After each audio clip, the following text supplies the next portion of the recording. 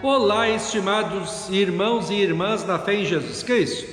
Nós iniciamos este momento devocional em nome de Deus Pai, Filho e Espírito Santo. Amém. Façamos oração. Ó gracioso Deus, te agradecemos por esse dia maravilhoso, mais um presente que o Senhor nos dá. Abençoe este dia.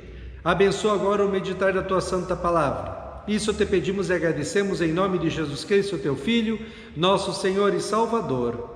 Amém. Que a graça, a paz e o amor daquele que veio, daquele que vem, daquele que virá em glória, Jesus Cristo, nosso Senhor e Salvador, permaneça hoje para sempre com todos vocês. Amém. Queremos meditar nas palavras de Atos dos Apóstolos, capítulo 9, versículos 23 a 25, que diz assim: Muitos dias depois, os judeus de Damasco se reuniram e resolveram matá-lo, mas Saulo ficou sabendo do plano deles. Eles vigiavam os portões da cidade dia e noite para o matar. Mas certa noite os seguidores de Saulo o puseram dentro de um cesto e o desceram por uma abertura que havia na muralha da cidade. Que Deus abençoe as palavras de nossos corações. Amém. Chamado irmão e irmã, desde que Saulo foi convertido pelo Espírito Santo em cristão, a vida dele mudou completamente. Ele, de perseguidor de cristãos, passou a ser cristão pela ação do Espírito Santo e agora falava abertamente que Jesus Cristo é o Salvador de todo mundo. Saulo passou 3 anos em Damasco falando de Jesus. Os judeus não gostaram nada do que ele falava, pois conseguia provar e convencer a todos que Jesus era o cumprimento das promessas do Antigo Testamento. Ele era o Salvador prometido. Não tendo como argumentar, eles partiram para a violência, queriam matar o apóstolo Paulo. Aliás, esta é a atitude do mundo em relação a Cristo e aos cristãos. Não crendo, mas sentindo-se incomodados com a verdade de que Jesus, de fato, é o Filho de Deus que veio ao mundo, sofreu pelos nossos pecados da cruz, pagou a nossa dívida com Deus e nos deu por graça e amor o perdão dos pecados, a vida e a salvação eterna, quer matar, tirar, expulsar tudo que se refere a Cristo do mundo. A verdade de fato incomoda quem não a aceita. Pior é que nada dá certo para destruir a fé em Cristo.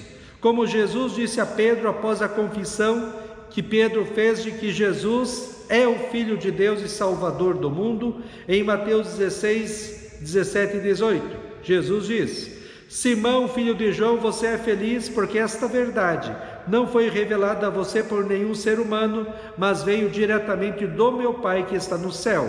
Portanto, eu lhe digo, você é Pedro, e sobre esta pedra, a confissão de Pedro, que Jesus é o Filho de Deus e Salvador, construirei a minha igreja, e nem as portas da morte poderão fechá-la. A porta que é Cristo, na qual a igreja cristã está edificada, não será derrotada nunca, porque Deus pôs esta rocha firme no mundo. A palavra de Deus continuará sendo anunciada no mundo até quando Cristo voltar em glória. Como Jesus disse em Mateus 24, 35, passarão os céus e a terra, mas a minha palavra jamais passará. A verdade da palavra de Deus para os cristãos é consolo, força, ânimo. Para os que não creem em Cristo, ela é incômodo, porque denuncia o pecado e convence da condenação. O apóstolo Paulo, agora cristão, não teve uma vida fácil, vitoriosa e próspera quando se tornou cristão. Ele de início foi perseguido e correu risco de vida, e isso continuou a vida toda dele.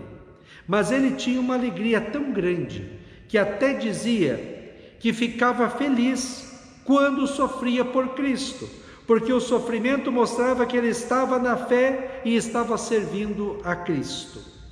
Como as cidades daquela época eram muradas para proteção, Paulo, correndo perigo de vida e tendo as saídas trancadas por homens querendo matá-lo, precisava fugir descendo em um cesto pelas muralhas à noite. Paulo nos mostra 2 coisas para vivermos a nossa fé hoje em nosso mundo. Primeira, ele não deixou de testemunhar a sua fé, mesmo sendo perseguido e correndo risco de vida. Segundo, Paulo acreditava que a palavra de Deus realmente pode mudar a vida das pessoas, como mudou a vida dele mesmo. Por isso, a palavra de Deus deve ser anunciada sempre e em todas as ocasiões. Estimado irmão e irmã, nós temos um Deus maravilhoso que nos ama muito e para nos ter com Ele sacrificou seu único Filho para nos dar a salvação e nos ter com Ele no céu. Ele está conosco todos os dias, bons e maus. Ele está cuidando de nós, nos abençoando, protegendo e amparando. Isso não significa que nós nunca teremos problemas ou aflições. O maravilhoso é que Jesus está conosco também em meio aos problemas e às aflições.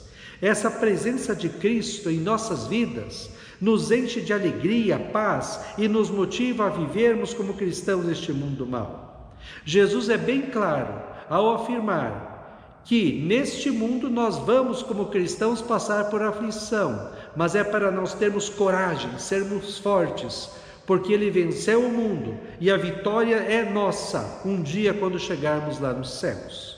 Jesus diz assim em João 8, 31 e 32: se vocês permanecerem na minha palavra, são verdadeiramente meus discípulos, conhecerão a verdade e a verdade os libertará. Amém. Façamos oração. Ó Senhor nosso Deus, nós somos felizes. Felizes mesmo passando por problemas, dificuldades e aflições. Nós somos felizes porque nós já temos o perdão dos pecados, a vida e a salvação eterna. Somos felizes porque o Senhor nos ama. O Senhor nos ama tanto ao ponto de sacrificar o seu Filho unigênito na cruz para nos salvar. Somos felizes porque podemos passar por aflições neste mundo, mas nós temos a esperança certa da vida eterna nos céus. Que nós possamos, seguindo o exemplo do apóstolo Paulo e de tantos cristãos que já passaram por este mundo, permanecer fiéis a Ti, a Tua palavra, a oração, a igreja. Que nós possamos, a exemplo do apóstolo Paulo, testemunhar a nossa fé para todas as pessoas que encontrarmos. Que a alegria da salvação seja o motivo de nós vivermos neste mundo.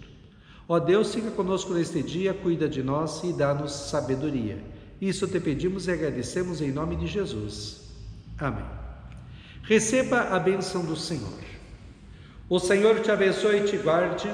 O Senhor faça resplandecer o seu rosto sobre ti e tenha misericórdia de ti. O Senhor sobre ti levante o seu rosto e te dê a paz. Amém.